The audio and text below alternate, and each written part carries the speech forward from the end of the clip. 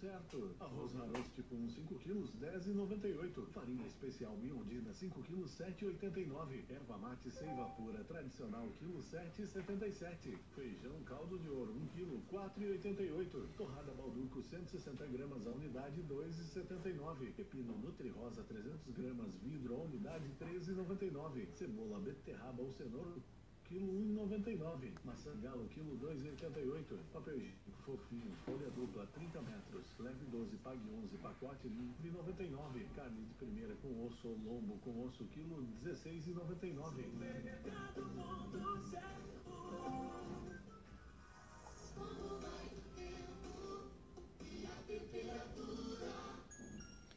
Chove em São Luís Gonzaga nesse momento, temperatura 18 graus.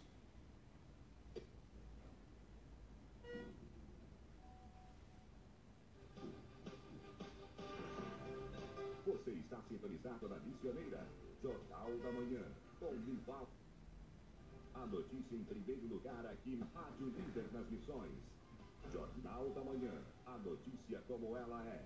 Apresentação, Nivaldo Maciel.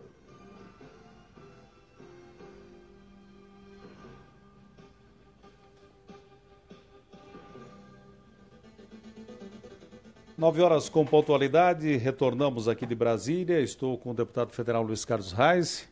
Essa entrevista está sendo transmitida ao vivo via Facebook do deputado. O pessoal que está nos acompanhando em São Luís Gonzaga pode acessar e presenciar a mesma. Deputado, tive a oportunidade de conversar aí com outro colega seu de partido, Jerônimo, hoje pela manhã, estava a caminho do Rio Grande do Sul, via telefone. Naturalmente, isso que ocorreu, eu estava no encontro da bancada gaúcha com os prefeitos, por volta de 18h30, 18h50, e o Alceu Moreira recebeu uma ligação que o líder chamava para uma reunião às pressas. Daqui a pouco, deu 10 minutos ou menos que isso, o Peronde recebeu uma ligação e, como nós estamos aqui, nos conhecemos, da mesma forma os outros deputados, a gente conhece, a fisionomia do Peronde mudou naquele momento que ele recebeu aquela ligação. E não demorou meia hora para estourar o furo do jornal O Globo, de que tinha uma gravação aí do Temer comprando o silêncio do Eduardo Cunha. E aí eu lhe pergunto para o senhor que tem uma experiência muito grande aí nesse contexto político aqui de Brasília, esse momento que nós estamos vivendo e essa situação. Muitos pedindo direta já. Brasília ontem teve buzinaço, teve manifestação em frente ao Palácio do Planalto, o Aécio hoje pedido de prisão para ele, já foi afastado, Fachin solicitou aí o seu afastamento do Congresso Nacional, do senador. Claro que a prisão vai para o Senado, né? O plenário vai decidir se ele vai ser preso ou não. Um outro deputado federal da mesma forma. O que nós podemos dizer para aqueles ouvintes, produtores, os teus amigos, o Cilto, o Palito, que estão lá em São Luís Gonzaga nesse momento, e os demais ouvintes da Rádio Missioneira sobre esse contexto e essa situação de Brasília, deputado? Bom dia. Bom dia, Nivaldo, e bom dia aos amigos ouvintes do Jornal da Manhã. Ontem nós estamos envolvidos com a questão da CPI da FUNAI, fomos até 16h30, falasse no Alceu, foi na mesma sessão, começamos 9 da manhã e, bueno, vamos tocar direto e terminamos, não chegamos a concluir a votação final, né, da CPI da FUNAI. Saí dali, eu fui tratar da medida provisória sobre a questão da regularização fundiária. Eu tinha emendas tratando especificamente da dívida ativa. Então eu estava envolvido nessa questão, nas discussões com as assessorias, para acertar essa situação. Eu nem fui na reunião, não acompanhei os prefeitos durante o dia, porque o nosso trabalho era resolver essa questão da FUNAI, e depois essa medida provisória, onde eu estava com 2 emendas, resolvendo problemas dos prefeitos, né? Uma sobre casas que vão ser continuadas. O Juca da Bossoroca tem essas casas que nós estávamos tratando a prorrogação do prazo nessa medida provisória, e também a questão da dívida ativa, onde tem pequenos produtores, tem médios e grandes produtores focados na questão. Quando eu estava no plenário, discutindo com o assessor da Casa Civil, o final dessa emenda sobre dívida ativa, quando estoura, um deputado que estava colocando, leu a nota do colunista Lauro Jardim, do que havia aparecido. Bom, até então não sabia nada, e ele me mostrou no celular dele a notícia. Bom, uma bomba. Infelizmente, esse fato acontece. Agora, o que eu vejo objetivamente? O presidente Michel Temer ainda não esclareceu definitivamente. Soltou uma nota ontem à noite, né? E nessa nota que ele soltou, não esclareceu bem o fato. Ele deverá vir a público, eu entendo isso, esclarecer melhor essa posição.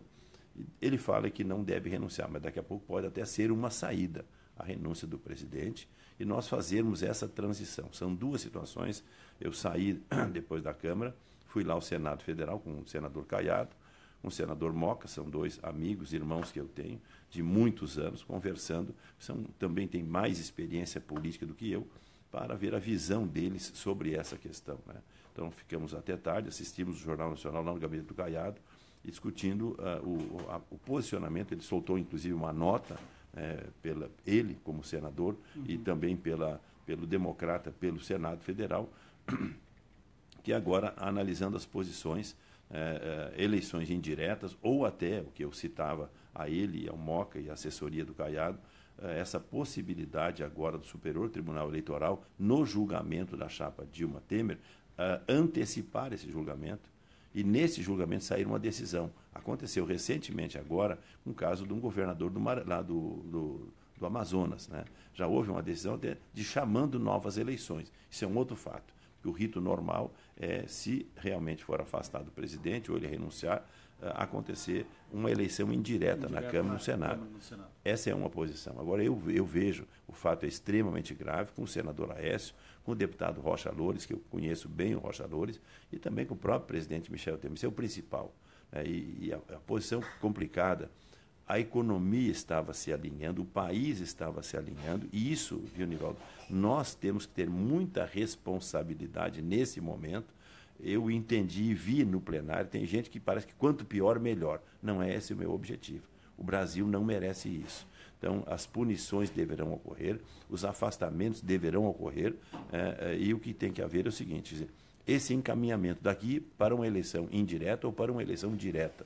Temos muita maturidade, pegarmos um nome que possa unir, né, a esquerda, o centro, a direita, por exemplo, e não começar colocar qualquer pessoa que venha, nesse momento, inflamar o país. Essa é uma preocupação que eu tenho, porque aí nós vamos ficar 1 ano e meio, praticamente daqui até o final do ano que vem, quando tivermos novas eleições, né, o país pegando fogo, o país sangrando. Você vê os dados que aparecem, o emprego está voltando, nós temos 13, 14 milhões de desempregados. As notícias de ontem davam 60 mil empregos com carteira assinada. Quer dizer, isso é o que nós temos que perseguir e resolvermos esse impasse econômico do país. Agora, não podemos, então, descuidar dessa parte política e temos que estar com a cabeça centrada, né, para não dar essa baderna que uns já queriam fazer ontem. Então, essa é uma responsabilidade, buscarmos um nome daqui a pouco que esteja acima, né, de qualquer coisa, que esse nome possa conduzir o Brasil a um porto seguro, certo? E que não haja, vamos dizer assim, essas rebeldias que a gente está vendo acontecendo aqui, e com muita tranquilidade o país tem que ser conduzido até uma eleição normal o ano que vem. Então, esta fase de transição que nós esperávamos, eu já disse até na Rádio Missioneira, podia cair outros ministros e que o presidente Michel se permanecesse. Agora, com esse fato, se ele não esclarecer, nem ele pode permanecer. Okay? Então, esse é o fato concreto que aconteceu de ontem de noite para cá, e agora nós temos, no decorrer do dia de hoje, o que vai acontecer. Certo? Então, esse é o fato. Essas delações vêm, tem outros fatos graves que vão acontecer. Você vê que a imprensa já mostrava mais documentos acima da fala do presidente Lula, fato 1. Esse Joesley, eu não sei o que mais tem ainda do que ele já disse para acontecer. O Palocci está para prestar depoimento. Tem várias situações ocorrendo nesse momento com esses nomes que estão sendo citados. Entendeu? Então, isso aqui é um fato extremamente grave e digo, nós temos que ter muita cautela. Hoje, ainda durante o dia, eu me articulo mais com os líderes partidários, estou aqui para isso, entendeu? Se for o caso, não viajo, já tenho compromisso no final da tarde, meu voo já está marcado, mas se for o caso, o que a gente tem que fazer agora são essas articulações, né, para que a gente possa conduzir o país num rumo certo. Né? Eu não sou da tese quanto pior, melhor. Nós tínhamos que fazer essas mudanças, já começaram a acontecer com a presidente Dilma, se precisar, deverá acontecer também com o presidente Michel Temer, sem problema nenhum, e a gente conduzir, né, com um nome de consenso que possa, digamos assim, conduzir o país até o final do ano que vem. Bom, essa situação das eleições diretas, o senhor acredita que no julgamento da chapa Dilma Temer, se ela fosse cassada, o próprio tribunal poderia solicitar eleições diretas? Porque com a legislação atual seria uma eleição indireta, né? O Congresso iria escolher o novo presidente ou a presidenta. Já aconteceu, é o que eu disse, já aconteceu nesse caso, agora recente, do governador lá do estado do Amazonas, né? Então já existe essa jurisprudência no Superior Tribunal Eleitoral. Agora vamos ver como é que essas coisas caminham, né, daqui até esse julgamento. Está marcado para o dia 6 de junho. Não sei se permanecerá marcado ou se será antecipado esse julgamento.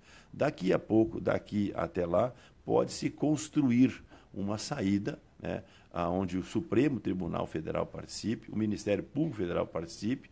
Eu tentava ontem, Nivaldo, aquele meu caso particular, agora, segunda, terça, quarta, uma audiência na Procuradoria-Geral da República. Eles não estavam atendendo ninguém. A coisa já estava tumultuada lá, porque esse fato que a Globo noticiou ontem, o furo de reportagem do colunista Lauro Jardim, a Polícia Federal, o Ministério Público Federal já estava trabalhando esse assunto. Então, isso não apareceu ontem. Sim. Já está há alguns dias. Houve um vazamento. Ontem vazou a informação. Bom, hoje o mundo está sabendo disso. Então, o fato é esse. Pode haver, sim.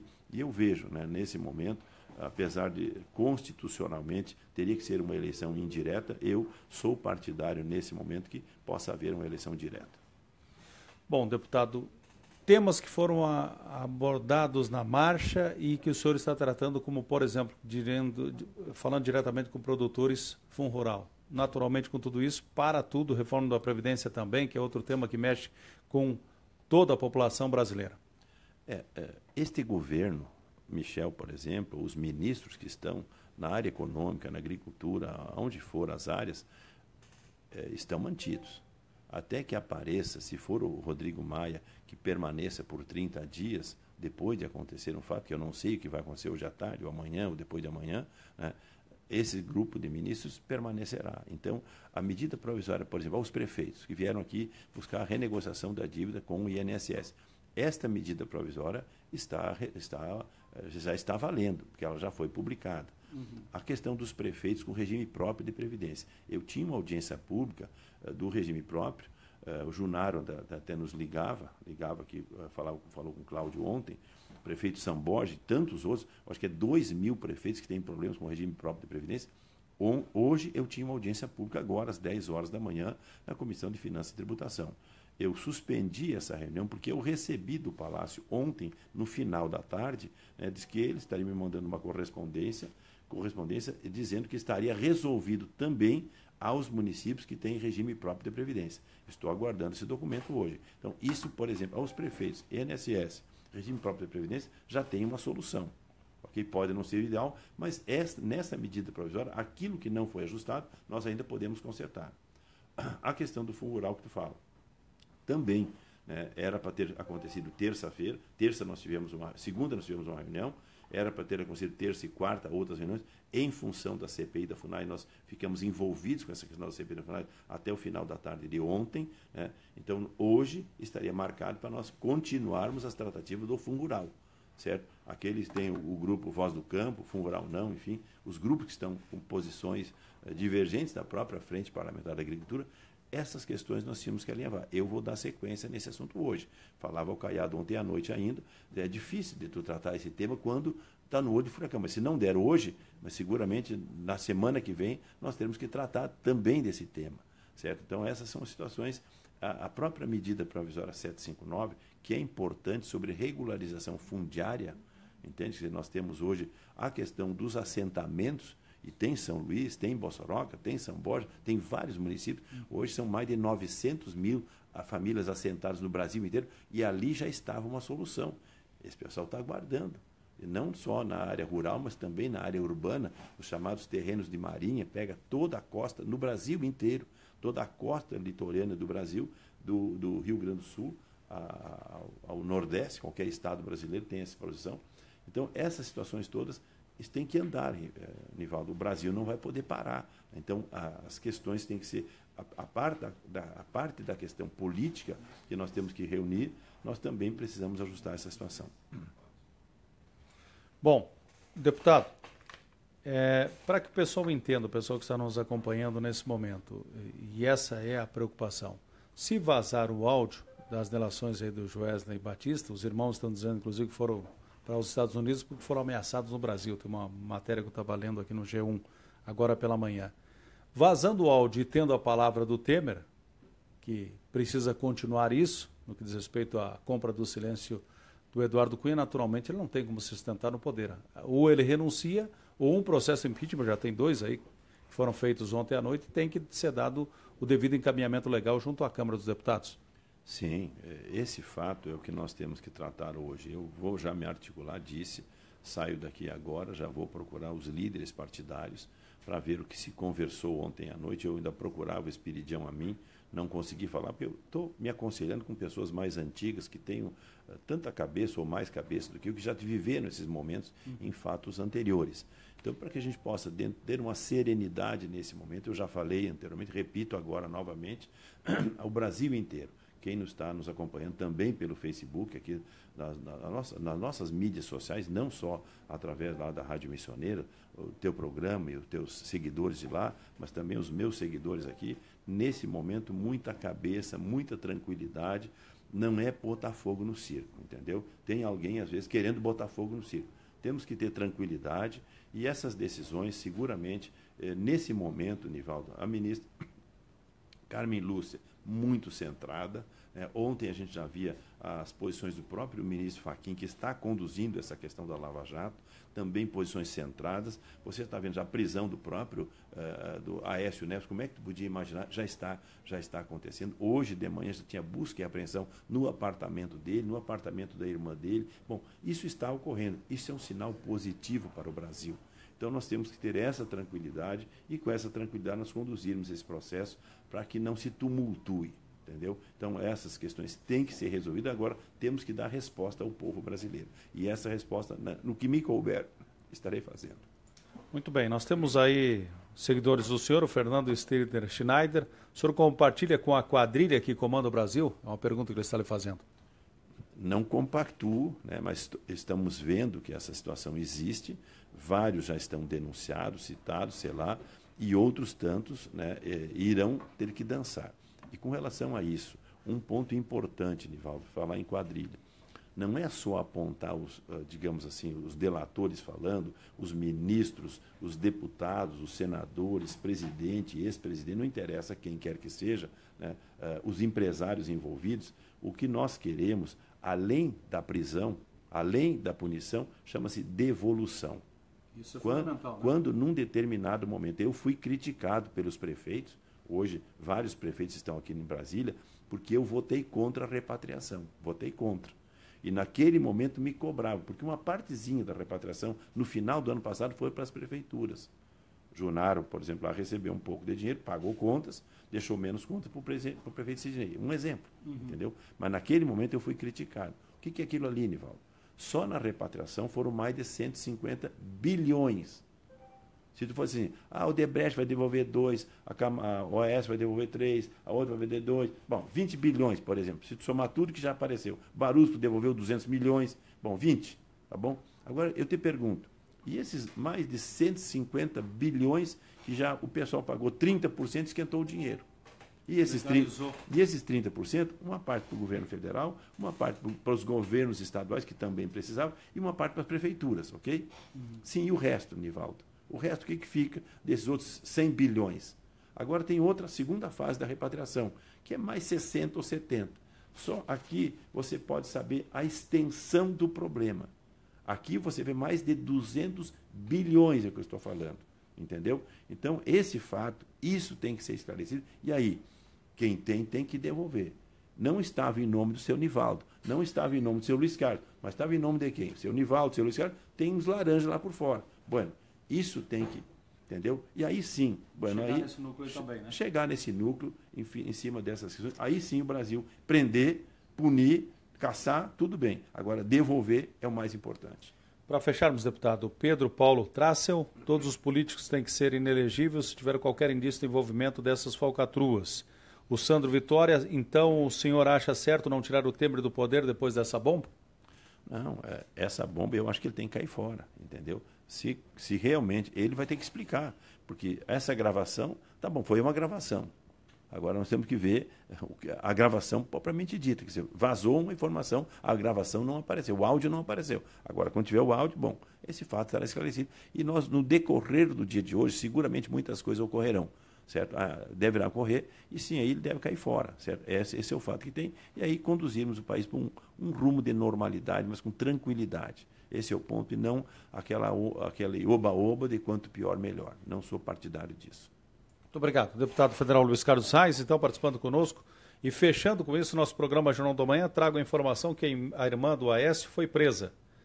Nesse momento, o Globo publica, a irmã do senador Aécio Neves, do PSDB de Minas Gerais, Andréa Neves, foi presa na manhã desta quinta-feira pela Polícia Federal, cumprindo mandado de prisão expedido pelo ministro Edson Fachin, relator da Lava Jato no STF.